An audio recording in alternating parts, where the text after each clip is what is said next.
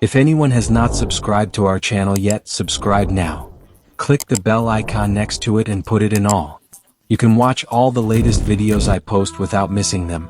You can see that time travel is possible according to physics. Some people say that it is possible for us to go into the future, even if it has not been scientifically proven, but many people believe that going into the past is impossible. But some travelers came from the future and deceived us all. They left some mysteries behind for all of us. In fact, some may still be living among us, leaving that mystery behind and leading a normal lifestyle with us. So today in this video we will learn about the evidence of some time travelers who remain a mystery, and their appearances in a little more detail. So why not? Let's get into the video. Humanity has always been thinking a lot about time traveling and doing research. Basically, since humans knew what time is, the idea of time travel has been in the minds of humans. However, time travel, they say that future humans have achieved, and they left some clues for us, and so on the internet, there are many examples of incidents related to time travel. Some of them have been proven to be hoaxes, some have been debunked, and some have no explanation. So now let's talk more about them. Number 1 is the mysterious case of Rudolph Fentz. It was in the 1950s when a New York City police officer was working on a missing person case when he was found dead in an accident. The body of a 30-year-old man was found near Times Square at 11:15, during a very heavy rush hour. When everyone saw him at that time, he said that he looked very confused. He had never seen the cars around him, the buildings around him, all of that before. That was the first time. He looks at time, so basically, how can a newborn or a 2-year-old child get excited if you show him a big car toy because he has never seen it before, so he is giving the same kind of expressions and reactions. And in fact, he tried to cross the road when the traffic lights were red for walking people and green for vehicles. A speeding taxi hit him and he died. And if you check his wallets, there are some coins and some currency that have not been in circulation for decades. And another thing is that there are some bills in his wallet. None of the businesses on those bills actually existed in New York City at that time. For example, there is a bill from a livery stable, and there is a brass slug from a saloon, and there is a letter on that letter.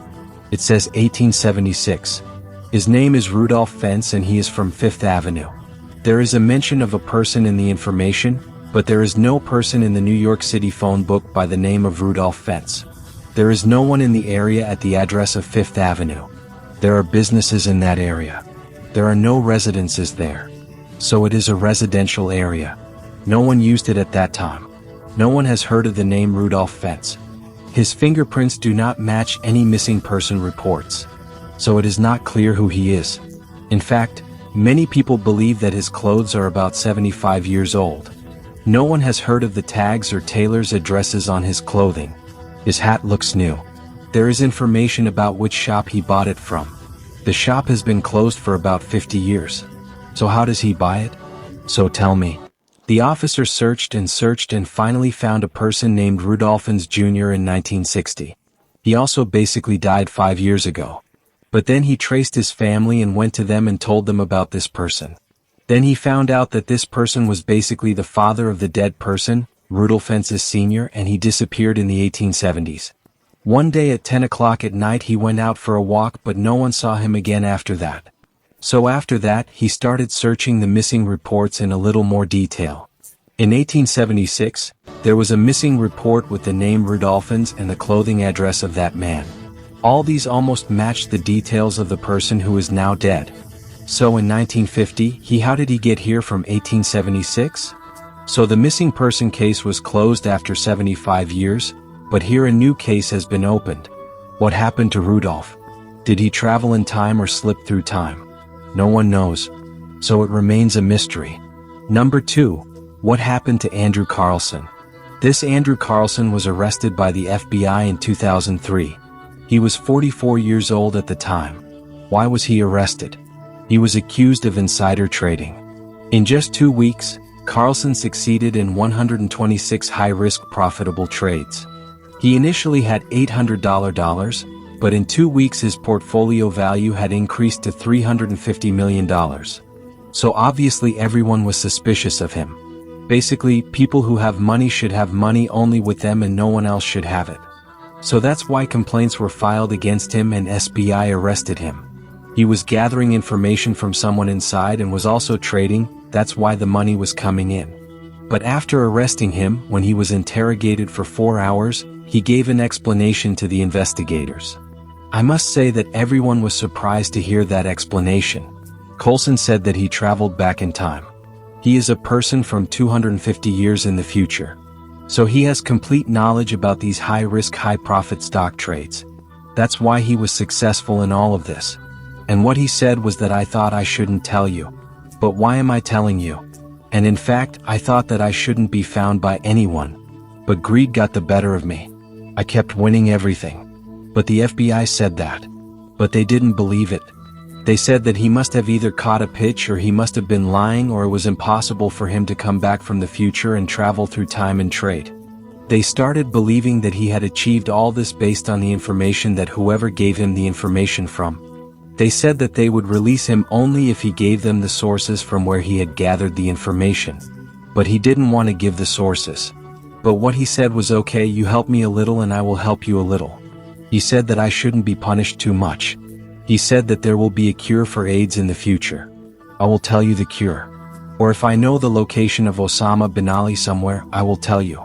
So when they tried to deal with them, if it wasn't what he said, the officials didn't believe his words and he didn't seem to care about money.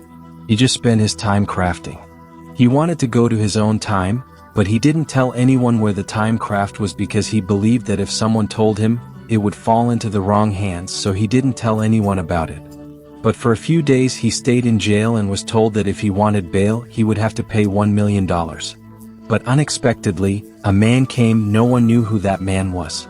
Basically, Carlson had no family, no friends, he didn't need money, and he had nothing. First of all, the FBI seized everything.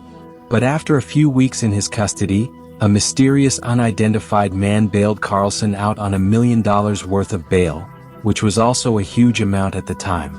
But no one knows who he is. No one knows what happened to the two of them after that. But this story is still one of the most mysterious stories that many people still tell. Time travel related, and another thing is that there are no records of anyone being in the area at the time of the arrest by the name of Andrew Carlson.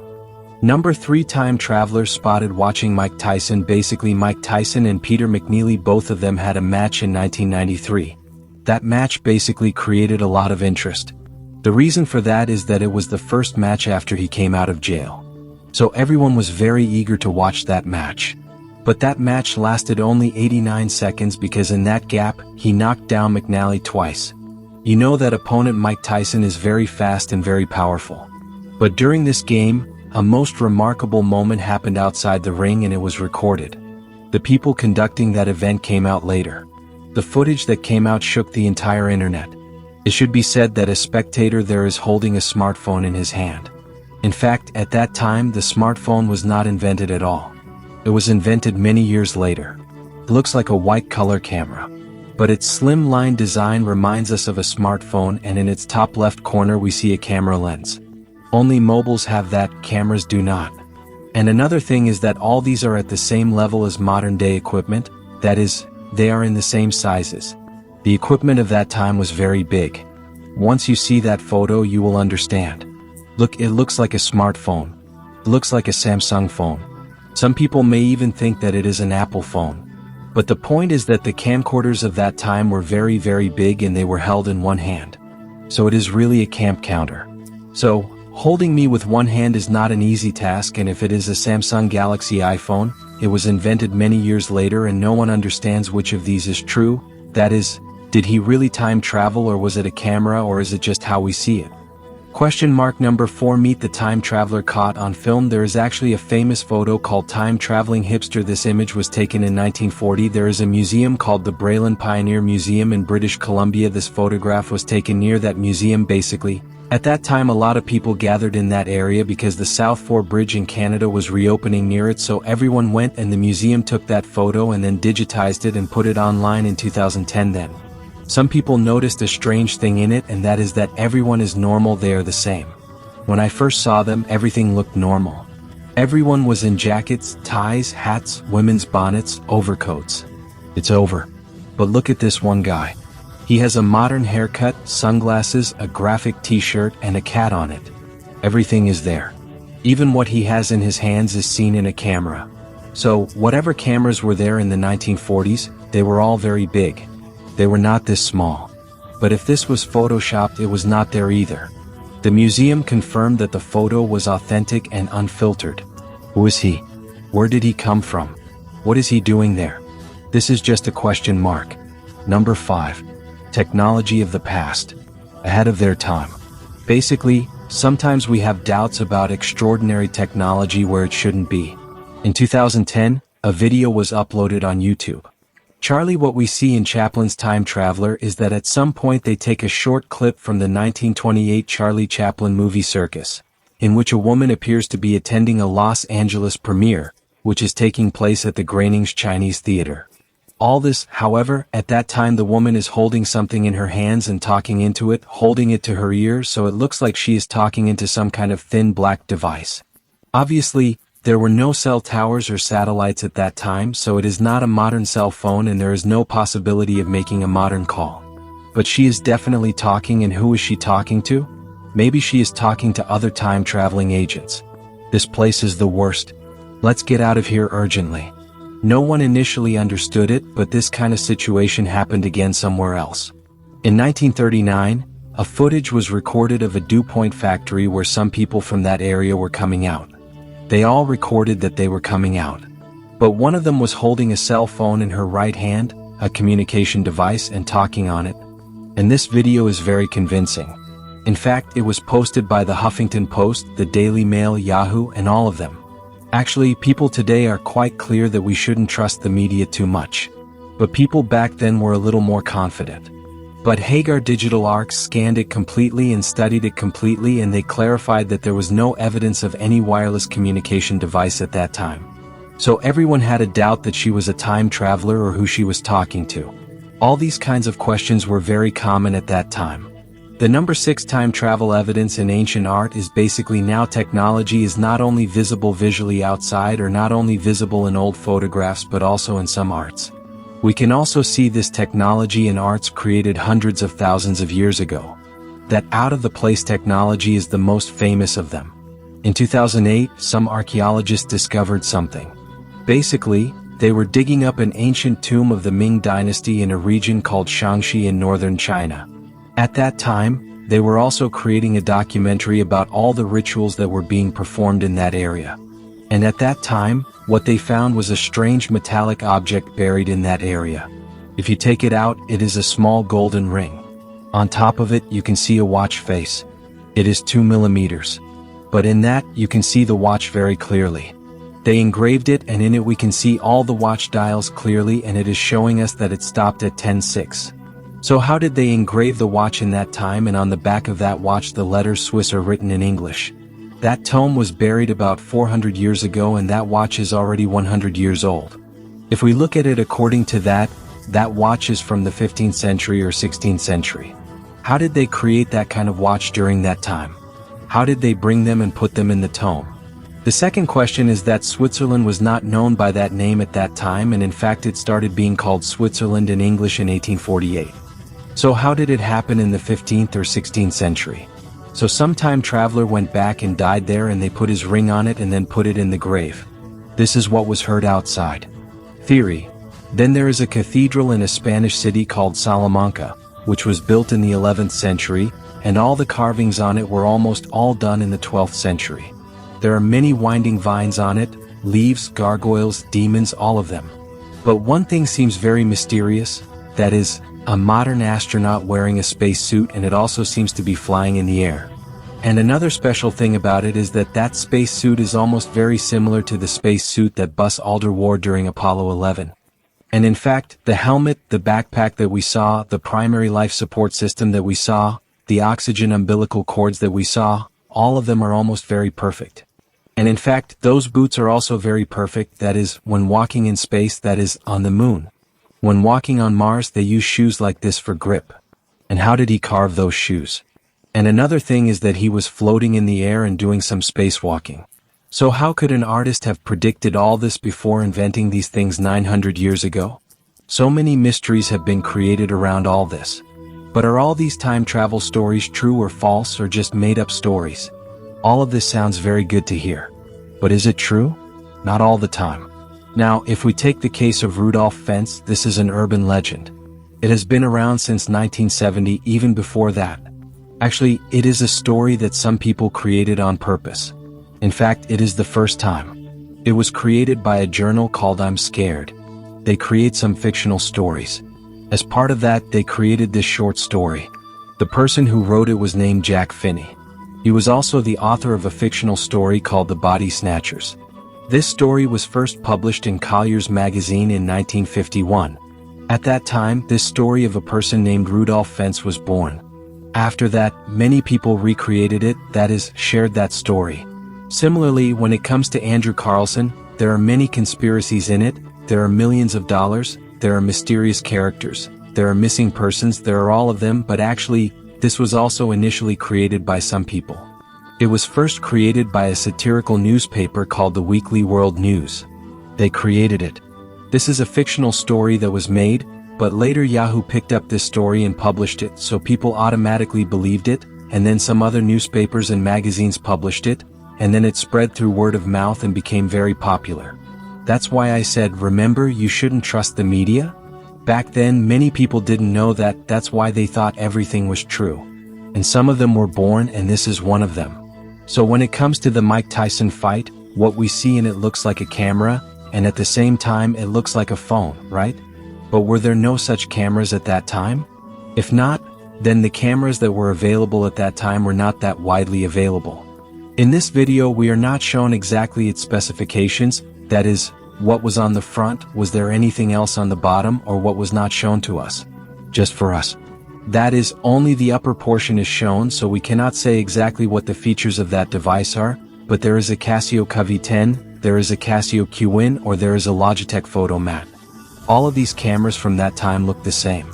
Almost, so these are probably debunked. So this is also a camera, not a selfie phone, almost 99% of cell phones are not. And if it is a camera, then it must be something in this camera or some other model of camera. And then when it comes to the Hipster photograph, basically everything he is wearing does not exist in 1940. Basically, the reason he said he was a time traveler is that three things are the same, the t-shirt is another, the glasses are another, and the camera in his hand is the same. But if these three did not exist then that is a lie. They all existed then too. They were available, but they were very expensive. Now, what he was wearing was a Montreal Maroons jersey. So, they played hockey in the NHL from 1938 to 1942. This is a hockey team. Also, the glasses he was wearing were glasses with protective side shields. They were also available in 1940. And in fact, the camera he was carrying was still available at that time. They said they didn't have them at that time. But no, there were small cameras. If they weren't, they were very expensive. A little kid would have bought them. That's all. So that was completely debunked. And then, if the Charlie Chaplin clip of woman on the cell phone came to her, it might have been a hearing aid. She might have been wearing the hearing aid and talking to see if it was working perfectly. She might have been testing it. Now, basically, anyone can do that. If they are deaf, they cannot even hear what they are saying. They do not even know what they are saying. So at that time, if she is wearing a hearing aid, she may be testing it to see if it is working. So she may be talking to herself at that time. So if it is a rule that it should be a cell phone, it is not. It may also be a hearing aid. So this may also be almost debunked. And in fact, even if we have many people who are not deaf, if there is an empty space, they will talk to themselves. Tell me what is in it. Then, whoever was seen in a Dew Point video, no one has been able to debunk that video. The woman's family said that her name is Get Road Jones. She works for the Dew Point company. They are doing experiments in developing a wireless telephone. That company said that she is testing it as part of that. But because of the size of that phone, if you look at the cell phones of that time, they were very large. This happened before World War II. So did they have the technology to make batteries at that time? If they had the technology to make batteries, could they make it so short? At that time, they were struggling just to power a wireless radio. The first patents for the walkie-talkie were granted in 1936. That is, in war, radio operators had to wear a big backpack on their shoulders to talk to anyone. So what they did was to wear that backpack on another person and have another person hold the transceiver. So they communicated like that. So there is not much difference between 1936 and 1939. So at that time, the weight of those transceiver batteries was about 18 kilograms. So how could they fit into such a small thing? It is almost impossible. So this is not the only thing that has been debunked, everything else has been debunked. Almost debunked. The watch found in that Chinese stone was a hoax. It was photoshopped. That was clear in the investigation that was done later. And when it comes to the astronaut on the cathedral in Salamanca, it is basically a sculpture, but if not real, that sculpture was installed in 1992. That means that the cathedral was renovated and restored in 1992. So then the artist used his own talent and said, let's give it a little modern touch, and put that astronaut there. So the astronaut has also been debunked. So those who have seen it recently may have a little doubt, but those who have been clear about it since the past and know that it was renovated in 1992 will not have a big problem. There will be no big confusion.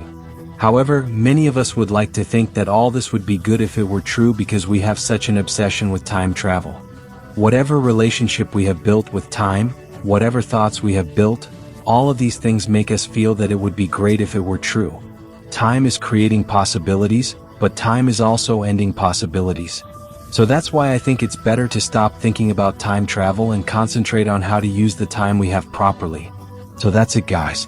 So in this video, all the time travel mysteries that we have mentioned have been almost debunked except for one. No one has an exact answer to it. There is no exact proof for it, so we can't debunk it. But time travel is almost not true. I think after listening to all this, tell me what you think in the comment section below. So that's it, guys. If you enjoyed this video, please give it a thumbs up and share it with your friends. Don't forget to subscribe to the channel and click the bell icon to be notified of future uploads. Thanks for watching, and I'll see you in the next one.